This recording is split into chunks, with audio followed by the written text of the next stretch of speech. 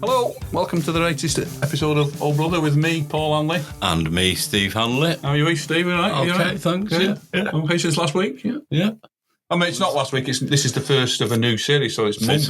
Months. How have you been? I've not seen you for months. So we're delighted to welcome our guest today, who author, I think, musician. Musician, yeah. Yeah, definitely musician. Writer. We'll get to whatever else he's done when we introduce him. But anyway, welcome to the show, Matt Osman. Good afternoon. Hello, guys. How are you both? Marvellous, Good, thank you. thanks, Yes, yeah. really good, yeah. So we were saying just before we started recording, you're just back from Japan. Yeah, I was in Tokyo for a couple of days, and I ended up in a little vinyl bar. You know, those bars with kind of like six seats. And we were listening to some Kevin Ayers, and I said, I've just got an email from the guys from The Fall.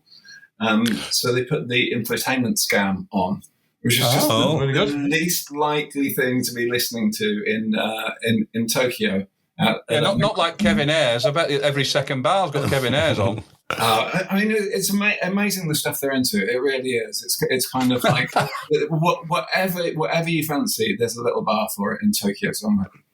I suppose you can do it if you're only catering for 6 people, I suppose. Exactly, yeah. In a city of like 40 all the Kevin million. Ayers fans in Tokyo would have. I can't say that. You know, these niche bands, I can't knock them. So the first question we normally ask is, what was your first interaction with The Fall, either live or on record? It would definitely have been on record because I grew up in Sussex in a place called Hayward Heath. Where no one ever plays. The Fall certainly didn't, as you tend to stick to the north. So it was with Brett, actually. Brett was a huge Fall fan. And I think it's probably This Nation's Saving Grace, which is always one of his absolute favourites. And I can just totally remember listening to it in his bedroom. We used to sit up there and listen to his sister's record collection and his record collection. And I can remember just being kind of absolutely transfixed by it. I kind of grew up with, my parents weren't particularly into music, and I didn't have an older brother or sister or anything. So I kind of grew up with top 40 radio, you know what I mean, with Ed Stewart. Yeah. We were talking about him the other day, Ed Stewart. Jesus Christ. And just that kind of weird thing, the weird thing about those Radio 2 shows, and, you know, the only time they ever played a Bowie track, it was The Laughing Gnome. Or yes. Yeah, that's Junior Choice, yes. Yeah, if they played a Beatles track, it was like Octopus's Garden. Yeah. Yellow Submarine, possibly. I was a bit of a late starter with music, you know what I mean? I kind of liked ABBA and stuff like that. But when I met Brett, he had an older sister, and he had this record collection.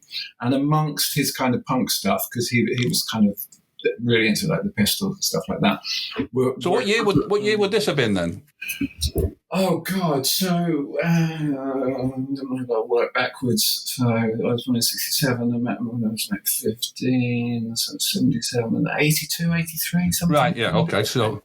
Right, so yeah, pretty current then this episode. Maybe a bit later than that. 85, I think, This Nation's Saving Grace. Yeah. It must have been when it had just come out. Yeah, I was going to say, hot off the presses. Because I can still see it now with the Our Price sticker on it, and the plastic still on. You know, I can see it so clearly. And what was the other one? He had The Wonderful and Frightening World of the Fool as well. Yeah, so they were like the two early sort of mid 80s when signed to Beggars Banquet. So there was finally some money coming. And the whole thing about those two records is they were completely unlike anything else he owned, and they were completely unlike anything else we kind of listened to. You know what I mean? Because I was kind of he was into kind of these classic songwriters, you know, that he got through his sister. So, you know, he liked the Beatles and the Stones and stuff like that. And I didn't really know anyone who liked stuff like that. Anything. It's strange, though, isn't it? Because you say to people now, do you like the Beatles? You're not going to hit many people who say no, are you? But that was definitely a thing. That kind of post-punk, kind of like, you know, the year zero being 1976. Yeah. You know what I mean? As far as I was concerned, if it had happened before 1976, then I wasn't really interested. And he kind of introduced me to that stuff. But The Fall and listening to those Fall records there was something so kind of otherworldly about it. And the other thing that I think, especially for two kids from kind of suburban Sussex, is how kind of evocative of Manchester it was. Yeah. That's interesting, that, because I've got no way of gauging that, really, because obviously we are from Manchester. So, yeah. So what did you know about Manchester? But Mark often did say that he wanted the Fall to sound like they couldn't have come from anywhere else. Yeah, but I think the fact that he sang in his own accent, you know what I mean, which is a big thing. You know, you kind of forget that how much, especially 80s music, singers sang in an American kind of faux soul voice. For two kids from Sussex, it was kind of incredibly, kind of evocative. You know, I mean, also, we love the Smiths and Buzzcocks and people like that as well. But there was just this kind of a kind of weird glamour to it. You know what I mean? The way that kind of like our peers were listening to music that was all about kind of like New York and LA and the open freeway, and we were listening to songs about Prestwich. You know? and I know for Brett it was the start of a lifelong love affair with the city. I mean, he went and studied in Manchester because of the music. You know what I mean? He had absolutely no interest in going to university or anything. But for us, it was this kind of, you know, it was I don't know, there was something kind of magical about it. I've always been quite jealous of Manchester bands, of just that sense you have of being part of a kind of musical community and a kind of history of it. Did we feel that though? Yeah, I didn't, but I think certainly that was. You can say what you like, but that Buzzcocks Joy Division, the Fall, that was definitely a community, and the Musicians Union and all that. I mean, as much as Mark tried to pretend it wasn't. Yeah, it was, though. I think it was. The Musicians Collective and all the meetings and seeing all the other bands. I find this with like Bristol bands as well. I mean, they kind of cross-pollinate and they know each other and they fight and then they're friends and all these kinds of things. But I also think there's something quite nice, which is that Manchester people are genuinely proud of the bands from their city. You know, definitely. There's a genuine pride that they're out there in the world kind of representing. And I don't think London's like that at all. You know what I mean? No. I don't actually. Really? I never really get the sense that you know, for better or for worse, you know, Suede are a London band, but I never really get the sense that people are kind of like, people from London are kind of proud of us being a London band. You know what I mean? It doesn't really. So how long have you been in therapy for that one? I'm very, very bitter about it.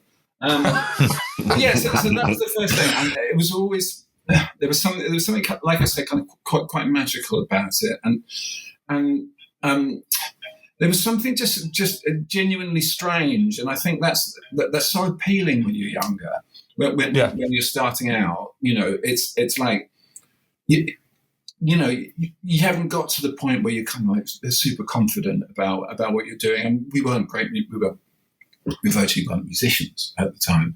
You know what I mean? But the sense that someone who had a voice and had a personality and had kind of drive could make something beautiful and could make something moving was really important to us. And as we went on and as the band formed, the Fall was always one of those bands that we kind of went back to and looked at, right, why is this its own thing? Why is it so strong? Why does it feel so kind of like perfectly formed? And part of it is musical. It just doesn't sound musically like anyone else. I mean, I remember listening to John Peel, and he wouldn't have to announce a new Fall tune. Yeah. You know, and it would start, and you'd be like, yeah. But also, it's just that sense of Mark using language that no one else would use. Mm-hmm. You know, even the titles. You know, a full title is a full title, and no one else is ever going to. I mean, it's become kind of a bit of a cliche that now. It's like that news or fall title, isn't there? Now that there's a big Twitter account that takes news headlines. Yeah, and says, this could be a fall song. I think that's a huge. I think that's a huge compliment, because what it definitely, means, what it means is there's a personality there. It means there's something special about it that definitely, and couldn't be anyone else. And I've always loved bands where it wasn't just the music. You got into their world, you know what I mean? Yes. You got into the kind of like the books they read and the films that they watched and the way they dressed and all these kind of things. That was always really important to us that we did that. And it was bands like the Smiths were brilliant for it, but the Fall were definitely really, really good for that. I love the fact that Mark was kind of working class, but would talk about his literary influences and stuff like that. There's such a weird idea that the media loves a kind of thuggish working class band. Yes. You know what I mean? There's a specific way you're supposed to be. It's Oasis. Excuse me. Yeah, you could talk about a few Manchester bands like that. But they did it with the Pistols and they did it with all kinds of things. And I always loved, and again, I think it's a real Manchester thing, this mix of kind of like quite brutalist music, but literary lyrics, you know what I mean? And I loved he was very straight with it, you know what I mean? He didn't try and pretend that he made all this stuff up. You know, he'd talk about H.P. Lovecraft, you know what I mean? Yes. I don't think I'd even heard the name until the Fall came along, you know. And no, not at all. I mean, there was loads of them. Arthur Macken, and you know, you'd never have heard of him in a million years when Mark started talking about him. Yeah. It's quite an education, obviously, because you know he drip feed you things. He gave me. You know, it's and when I was growing up, you know, the musicians were who I looked to for kind of how to understand the world. You know what I mean? Yeah. For politics and for style and for how you treat people and how you're going to spend the rest of your time on Earth. You know? That's right. Yeah. I mean, it's a bit of a cliche, but people forget how important music and bands were to people of a certain age. You know, the kind of age we are now. It was just everything, wasn't it? Yeah. You know what I mean? I would wait for the music press to arrive, especially when I lived in Sussex.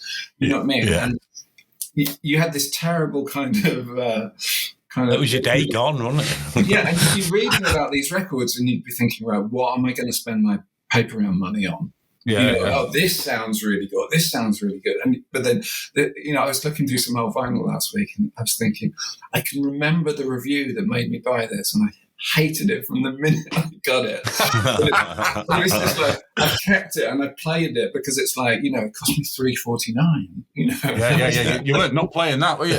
Exactly. No way. I'm the B side. I always appreciated people like Mark who kind of, you know, the bands he talked about and the books he talked about and stuff like that were kind of guaranteed that it was going to be interesting. It's always interesting. Yeah, I always say that about don't get too hung up on whether it's good or bad, because that's just a matter of opinion, but it's always interesting.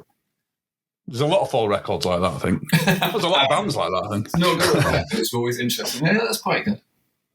Yeah, because it's completely subjective. If I say this is great, you might think it's shite, but I think we'd both agree with most Fall records, there's something interesting about them, and there's something interesting about them. I mean, still, I don't understand most or many of them, you know what I mean? No. But the funny thing is that the Fall, they've kind of like, as the band has changed and as other people joined, I think you guys might be the only band that all five of us really like.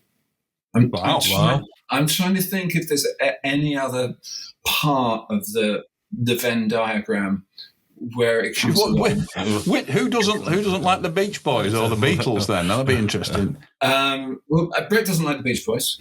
Okay. I don't know. I mean, not liking the Beatles is a bit of a different thing, isn't it? It's like saying you don't like fresh air, isn't it, really? Yeah, you know what I mean? They just kind of exist. But as in bands that we've all been to see it and all loved, and the Fall is there. I'd be remiss if I didn't talk about Richard, our guitarist, because he's a massive Fall fan. The Fall was his first gig, I believe, wasn't it? I think so. I think he probably saw you when he was 14, possibly. I think his dad, who was really into kind of like in fact, like Kevin Ayres and Caravan and things like that. Was a huge Fall fan. I think he saw a kind of connection between that kind of slightly proggy psychedelic thing and a side of the Fall. So he took Richard to see you guys probably as early, kind of, he's 10 years younger than me, but he probably saw you about the same time, and he can play anything that you've ever recorded, and we'll talk happily about rare B-sides and stuff like that, and I bow down to his experience. But Simon, I know, who was in punk bands, saw you guys many times, but again much earlier than me or Brett did. Neil's a huge fan, so yeah, it's a rare band that we're all kind of really enthused by. So that's incredible. That's amazing. Yeah. So what was the step to starting a band yourself? Was that quite a daunting task for you, or was it always going to happen? Actually, I feel like it was always going to happen. I don't know how it was for you guys, but I never made a conscious decision that I was going to be in a band. No, neither did I. As far as I was concerned, it was the highest point of human existence. Yeah. You know what I mean? And if you could, and if you could in any way do it, why wouldn't you? I can still remember the first time meeting someone who didn't want to be in a band. And just thinking, well, why not? What else are you going to do? So I kind of, I was one of those really typical people, I think, who... I had my kind of like dream band all kind of mapped out, even though I couldn't really play anything. You know what I mean? Kind of like covers and titles and lyrics and all these kind of things. I couldn't play anything. And I started off doing about a week of playing guitar, but I'm 6'5" and I look like George Formby when I'm playing the guitar. And a friend of mine had a bass, and he lent it to me, and it just felt exactly right. And I do feel really that your instrument picks you rather than the other way around. The minute I started playing it, I was like, okay, this is what I want to do. And it's only now, kind of like 35 years later, that I realise it's totally suited to my personality. Yes. I think that's something you'd have in common, Steve, as well, wouldn't you? So, yeah. I think drummers and bass players, they're very different from guitarists. Definitely. That's the division I would make. I'd say there is a big difference, yeah. They never want to be frontman, do they? Unless you're Sting, I suppose, but... Yeah, exactly. I mean, I'm in the perfect position. If it all goes well and people are cheering, then they're cheering for me. And if people, it's brilliant. And if people hate it and are chucking stuff, it's the singer. They're trying to grab. So that's fantastic. Yeah. It's a perfect job at the bass. Steve always says. I started playing bass, and then Brett I knew from kind of around, what it's like in a small town. Anyone who's slightly out of the ordinary is immediately a superstar. And he was this very, very funny, very elegant guy who would occasionally wear like a lemon yellow suit. It's a difficult look to pull off, a lemon yellow suit. Really stood out. All these kind of things. So he was kind of like already legendary. And the first thing I ever said to him was, "Would you like to be in a band?" Right. Even though I didn't really have a band.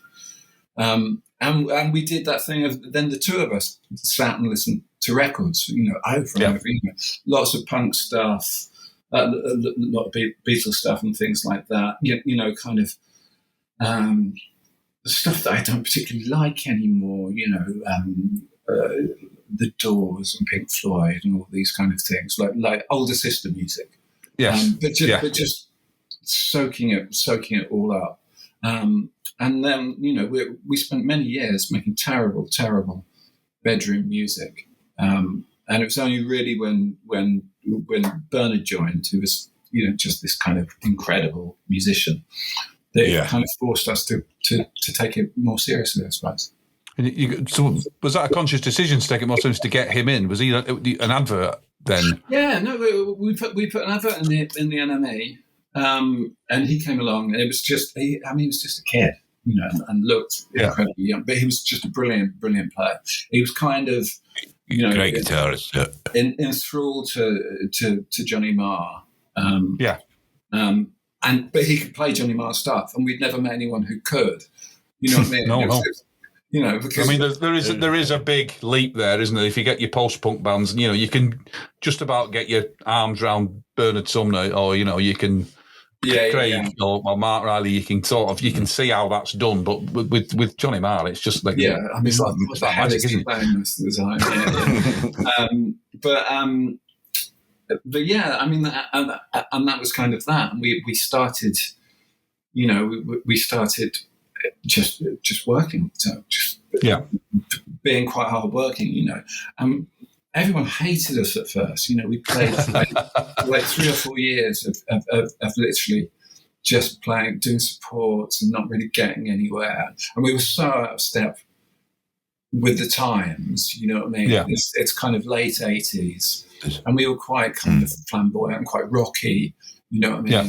And we just didn't really fit in. But and I'm sure you know this, one of the great things about kind of sticking to your guns and doing the thing that you do really well is that fashions come and go. Yes. Yeah. Suddenly it's like you're doing the same thing and everyone else is like, this is brilliant. Yes. Where have these guys been all this time? We've been here. Yeah, exactly. Kind of like, doing the same thing, but that was when it took off. I suppose there was a lot. Do you remember us playing together? Yeah, I've got to ask about this because you've got one of the great stories of all time about the Suede. Brighton. Yeah, Brighton. Yeah. You played with us twice, didn't you? I can't remember if it was 2 or 3 gigs. It was Edinburgh. That's right. It was some theatre, really nice theatre in Edinburgh. You'd been doing a tour, and Levitation was supporting. Remember Levitation? I do. So did you not support the Town and Country? Because that was between Edinburgh and Brighton. Did you support that as well? No. So I think that's Levitation. I think, and the story was, we were told, we got phoned up like a Monday morning saying Levitation had been kicked off the fall tour. Did we have the same agent? I think so. Maybe. Yeah. I think we did. But the story we were told, it was very, very serious. It was Levitation had been chucked off the full tour because Mark saw their sound man eating a salad.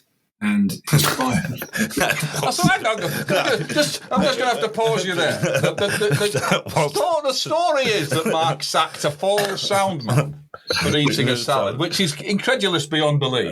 But it was the support band sound man. That's what we were told. You know what I mean? It was kind of like, we weren't going to look at a gift horse in the mouth. Yeah. No. So yeah, we kind of like I said, we were all huge fans. So it was a really big deal for us. And we turned up for the first show, and quite nervously, because Marcus basically had a bit of a reputation, and he just kicked him out. For the last day, he gained something of a reputation, hasn't he? Yeah, and he just kicked a band off tour. But I mean, he was lovely, and he came up and he said, "Look, if there's any problems, don't go to the management. You come to me. We'll fucking sort that out." That's not bad. That's a good one. That's the third best impression we've had on this podcast. And you guys were great because you probably remember being a support band. Often it's like, oh no, you can't have your drums up on stage. Oh, you can't do this. All the space has to be. Oh, yeah. Great. We got our time. All the nice things. We've got a sound check and everything. So we loved it, and we were very excited. And yeah, and then coming back from the Edinburgh gig, Mark was on, I think, the Richard Skinner show. It was the evening show on Radio 1, the kind of could well be Richard Skinner, thing, and so we were all listening in. It's like, we were just on stage with him, and we're coming home, and at the end of the interview, Richard Skinner said to him, "What about some of the young bands around at the moment who are claiming the Fall as an influence?" And he's like, like who? And he was like, Suede, for example. And there was just this little silence. He went, "Never heard of them."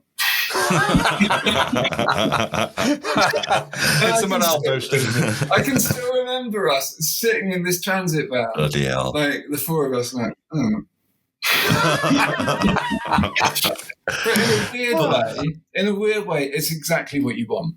Yeah, it is. Yeah, definitely. You don't really want a story where Marky Smith goes, yeah, that was lovely. I think they're great. They'll go far. He was always very against liking bands who liked him. That was one of his big things. If you said you liked him, then that was it. You were shite for the rest of all time. Then, yeah. No, you didn't like people in the band liking the band. No. If you said you liked the Fall Before You Joined, that was a no-no. Yeah. We came across him a little bit later because Saul, who owned Nude Records, tried to sign him. Yes, I was going to ask about that because he gets a mention, Saul, doesn't he? In Implement, yeah. He does. Talk about him. Is that a quote? Is that a direct quote? Yeah, but what happened is, so they had a meeting and Saul asked him for demos. I was incredulous about, what I mean? He was like, it's before. You'll get what you're given. But apparently he brought him some demos and while Saul was out of the room, he took his big desk diary, wrote some quite nasty insults about Saul on the book, wrote that, and left. Brilliant. Well, the story Saul told me was that he did indeed ask for demos, and Mark came up on the train. And then when Mark got to Saul's office, he said, "Oh, sorry about the demos. I was just bumped into Manny on the train, and he's nicked them." Manny was looking for some hits, obviously. Yeah. Really blessing. Brilliant.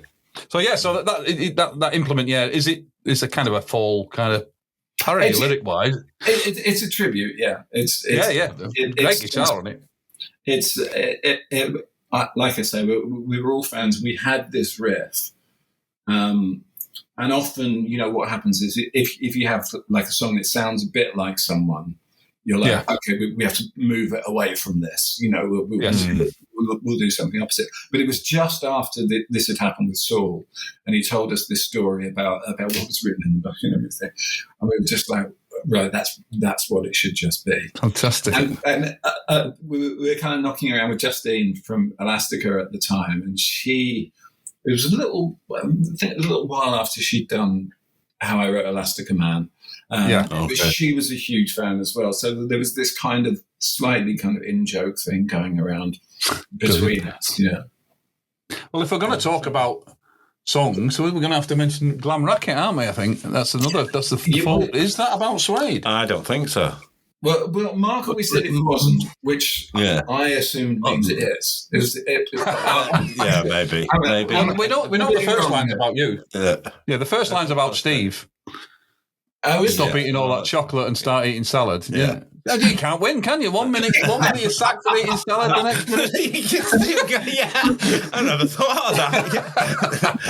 It's when you eat the salad, isn't it? Particular time. But the thing about that is, it was Mark gave him the chocolate. Yeah, I only took it to be polite.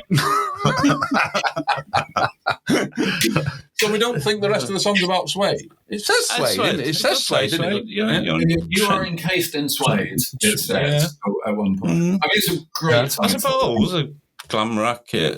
There is an argument to say that that's what you play. It's not the most complimentary of descriptions. But I quite like it. Yeah, I'm fine with that.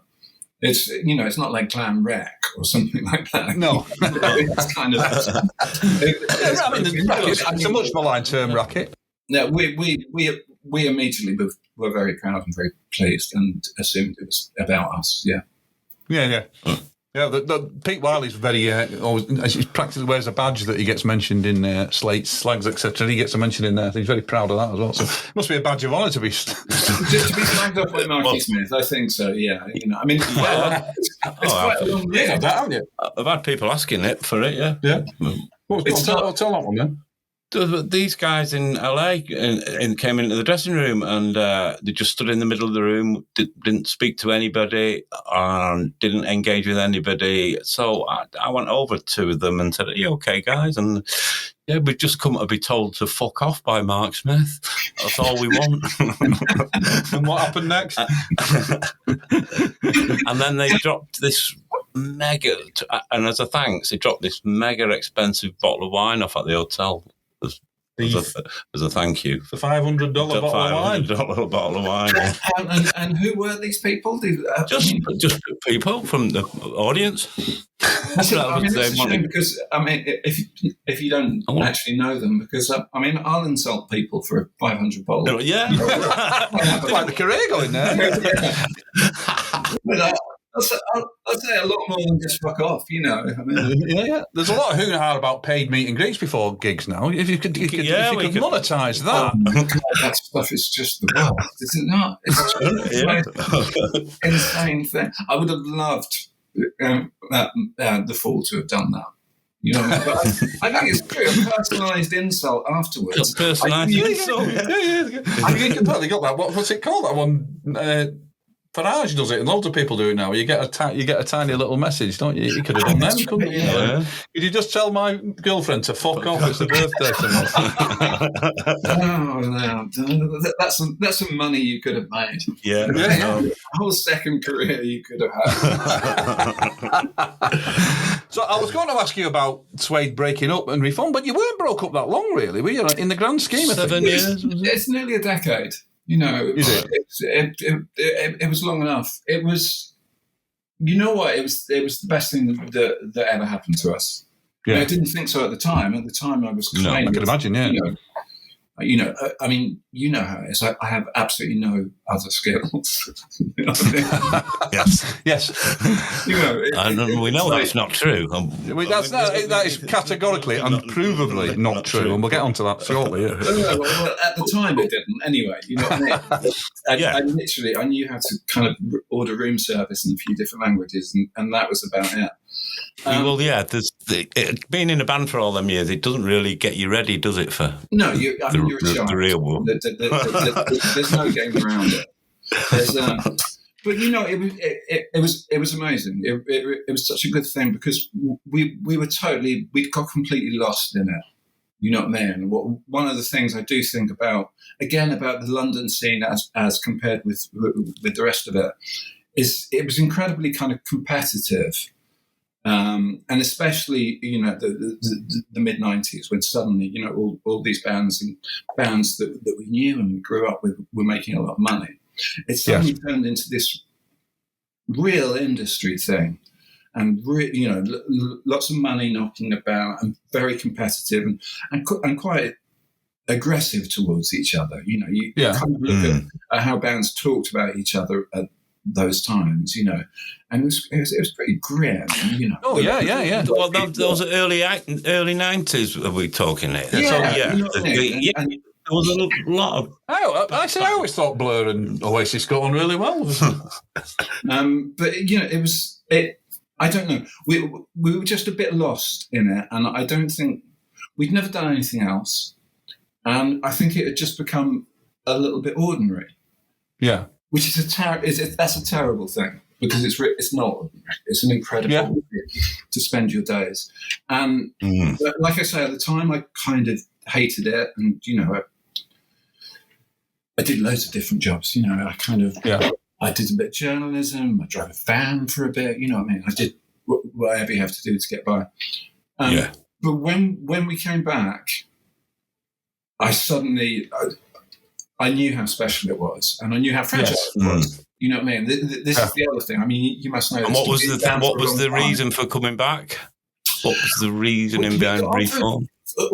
We hadn't talked about it at all, and we got offered the Teenage Cancer Club at the Royal Albert Hall, and Brett phoned me up about it. And if it had been anything else, I think I would have said no. You know what I mean? I was kind of quite proud about. I've made a life without kind of relying on the band.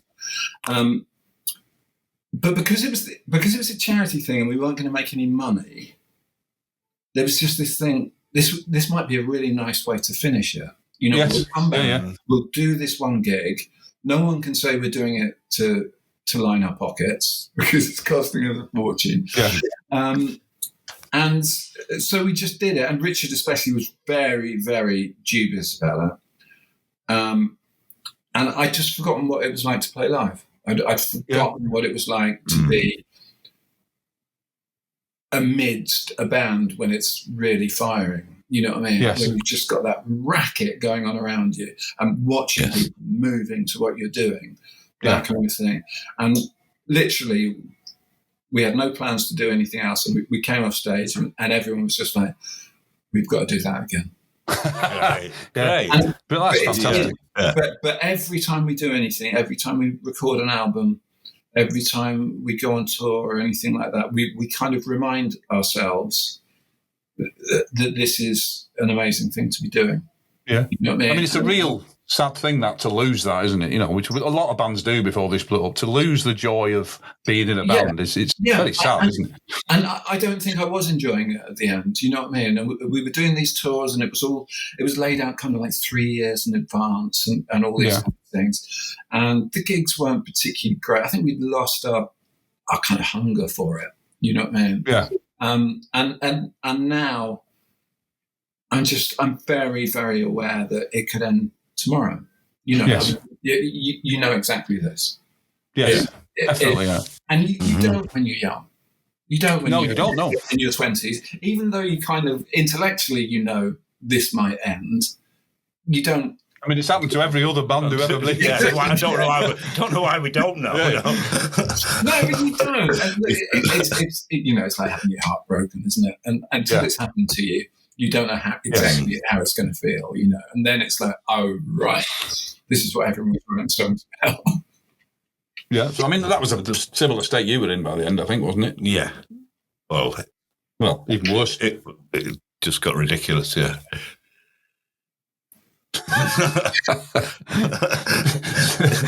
You'll have to read the book. Yeah.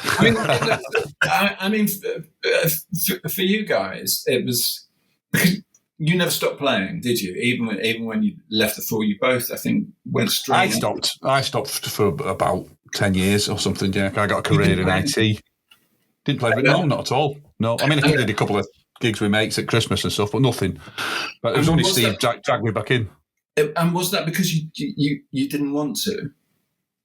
Yeah, well, I thought I tried. I left the Four to form a band of my own, which went absolutely nowhere. So then I got married and we had kids, and I needed a career basically, which I've never regretted. It's great now to be able to come back into a band, and the only reason you're doing it is because you want to be in a band. I'm not looking at it.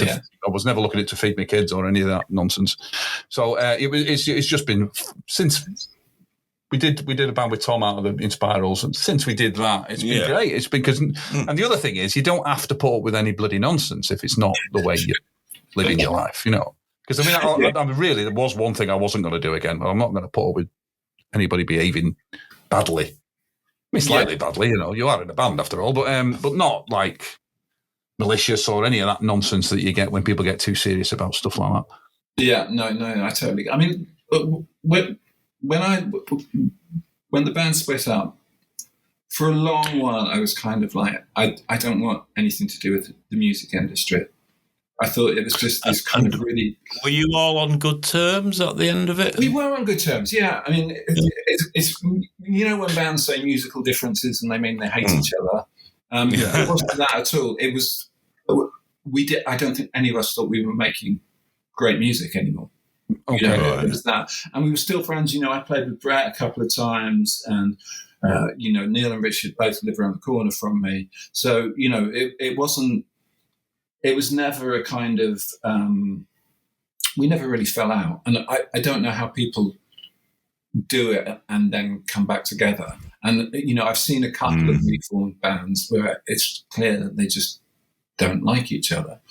Yeah, and it's just impossible.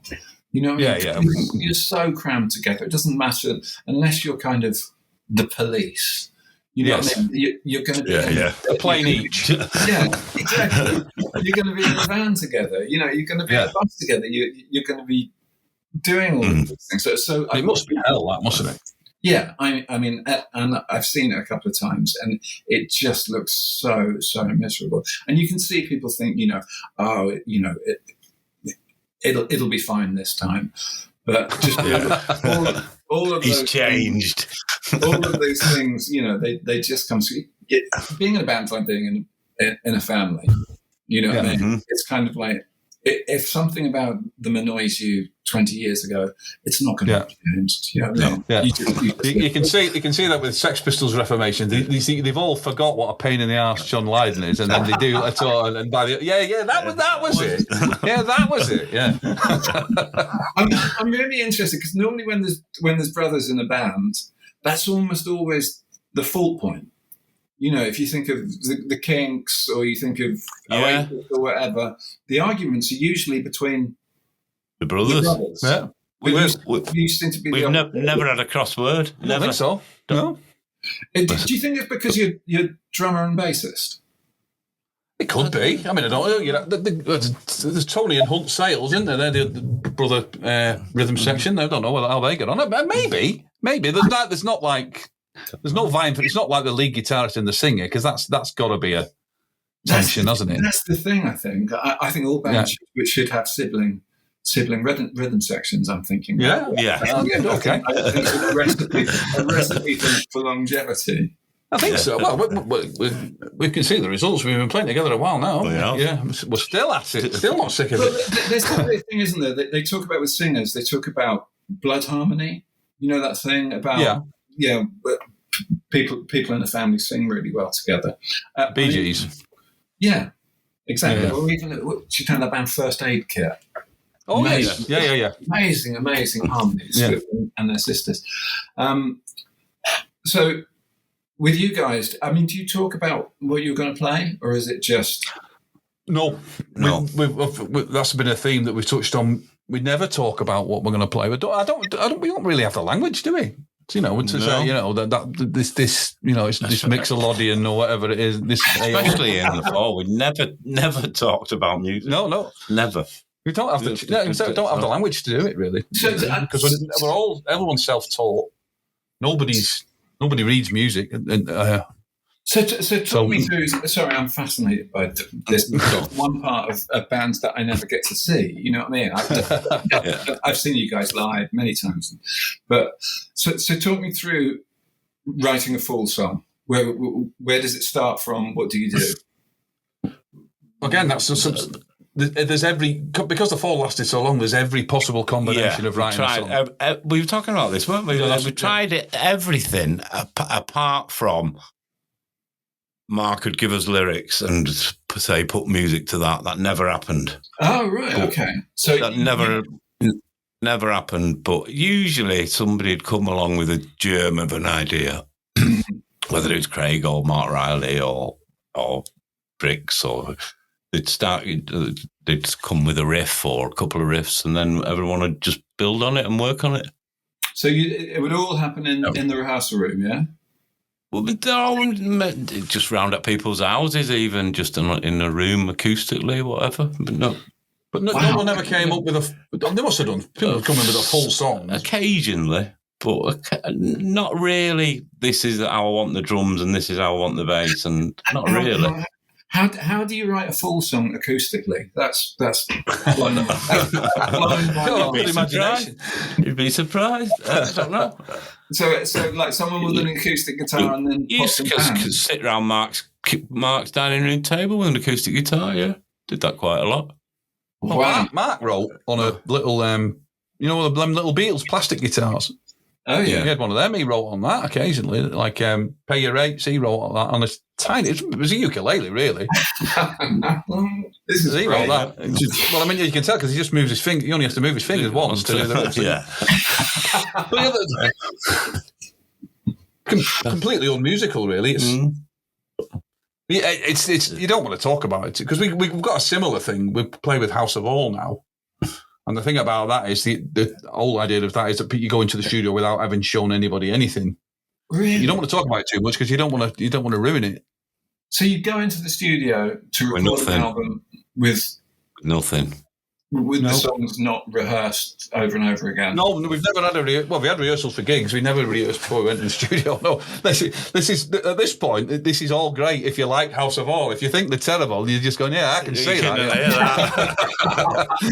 So how does it work with you? I've got the exact opposite. You know what I mean? It's kind of someone will write it and then we'll demo it at home, and then before we go into the studio. We rehearse, the whole album.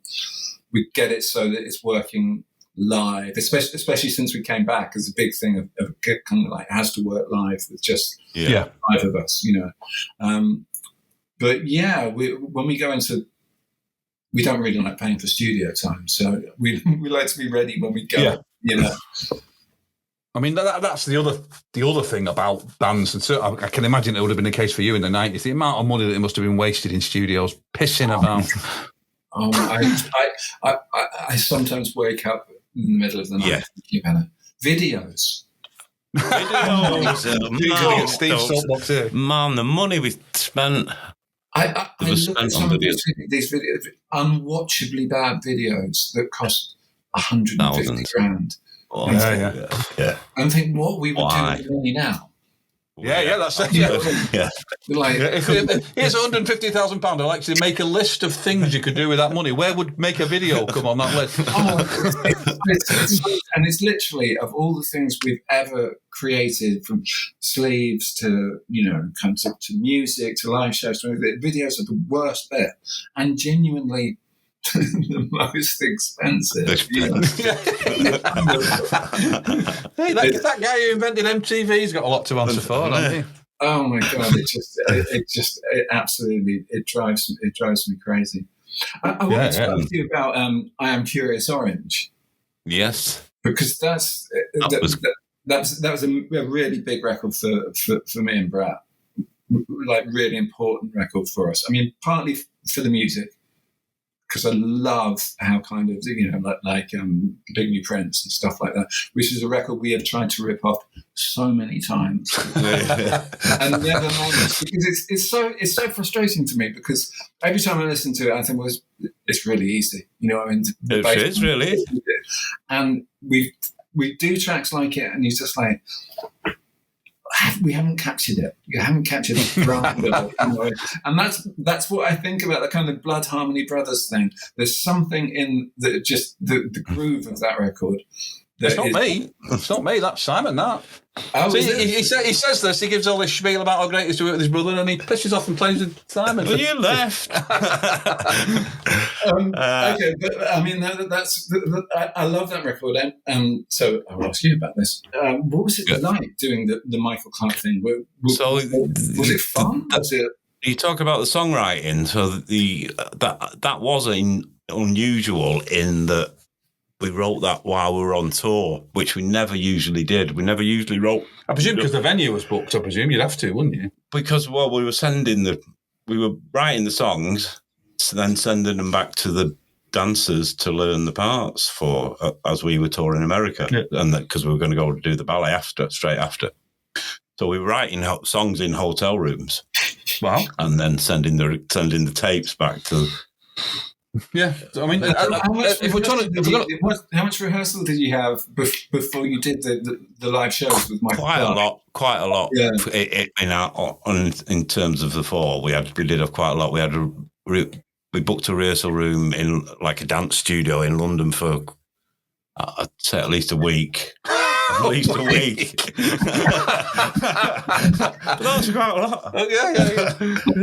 Bloody hell. Well, I tell you, if you're talking about videos and the amount of money that was wasted on video, why there isn't a professional video of that ballet? It's a disgrace. Yeah. That doesn't exist. It's such a shame. Really. It was just before. It was just pieces online, and it's like, and like you say, it was a really important. Not just the record, but the whole thing was important for me and Brett. It's just this kind of like. It was a great thing to do. It really was.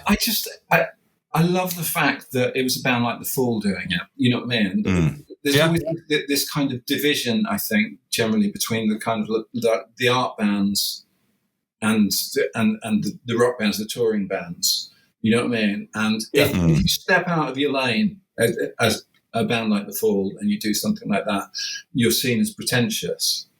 And more and more as I get older, I don't mind being called pretentious, because it's about kind of stretching yourself and trying to do something. That's definitely, you. And I love I Am Curious Orange for that, because it's just brilliant. I think it's probably one of the best things The Fall ever did. I think it just sits exactly where I want music to be. You know what I mean? Yes. It's ambitious and pretentious, but at the same time, it's kind of aggressive and it sounds brilliant and all those kind of things. So thank you for that. There was a lot of talented people involved in that, wasn't there? There was. Yeah. Marsha and Simon Rogers and Michael Clark, absolutely. I mean, Michael Clark is just incredible. Great. Yeah. And his company. I mean, I only worked with him pretty briefly, so it must have been because we did that. Was it the Old Grey Whistle? The Old Grey Whistle test with him, where he's got the pantomime Kai on no house in his trousers. That one. Yes, I remember. Oh, that was great. Which was just brilliant. I mean, it's just completely different. I mean, there's nothing. I was completely out of my comfort zone. I've never spoke to a ballet person before, but he was great though. Yeah. Well, that's the thing. You know, people who care about what they do and are serious about what they do, you're always going to get on. You know what I mean? Yeah. If you're always going to make something that's great and something that touches people, then you'll get on. You know, it doesn't matter what background you come from or anything like that. Yeah, great. So the only thing before we go, we're running. I must ask you about your writing career. Yeah. And how did that take off? How did you start that? When the band was split up, I worked as a journalist for a little bit. I kind of got back into writing. You know, I'd written when I was a kid. And I always had this really kind of romantic idea of writing, which was that you didn't need any equipment or anything. I was always quite jealous of writers, that pen and paper, and you could make a living. You could make stuff up. Next to being in a band, that was always, to me, the second best thing you could do. So when the band started up again, you know this, that when you're touring, there's just these great swathes of hours and hours, nothing to do. You know, what's the Charlie Watts thing? 5 years playing, 25 years hanging around. So I just started using those 25 years hanging around to write, and I found that I really loved it. And do you find it easy to write on the road? Yeah, surprisingly. You know, I mean, it's just hotels, really. I thought it'd be quite difficult. To be quite distracting. Yeah, I mean, it's different. I can't do it in like vans and stuff, but especially with festivals. You know, for us, it's all festivals over the summer. You're in hotels in kind of rural Germany for 3 days. You know, it's brilliant for writing. You know what I mean? There's only so many baths you can have, after which you know, and the weird thing is, it kind of, for me, it feels exactly how me and Brett started Suede. I read stuff that I really like, and I think I'd like to read something else like that. I'm going to write it. Yeah. You know, because the two books you've written on, they're very different, aren't they, in theme and in sort of setting and everything. Yeah, but I kind of like that. You know, I came to it quite old, so you know, I have to get it all out of my system, you know, as quickly as possible. It takes me like 2-3 years to write a book. I'm not. That's quite quick, really. Yeah. Once I'm done with it, I want to move on to something else. Yeah. No, but I love it. I love it. It's kind of, but it is a lot easier to do it while you're in a band. You know, it's such a lonely thing to do. You know what I mean? Yeah. You know, I often spend like 2 or 3 days, literally just me and the characters. I don't know how people do it full time.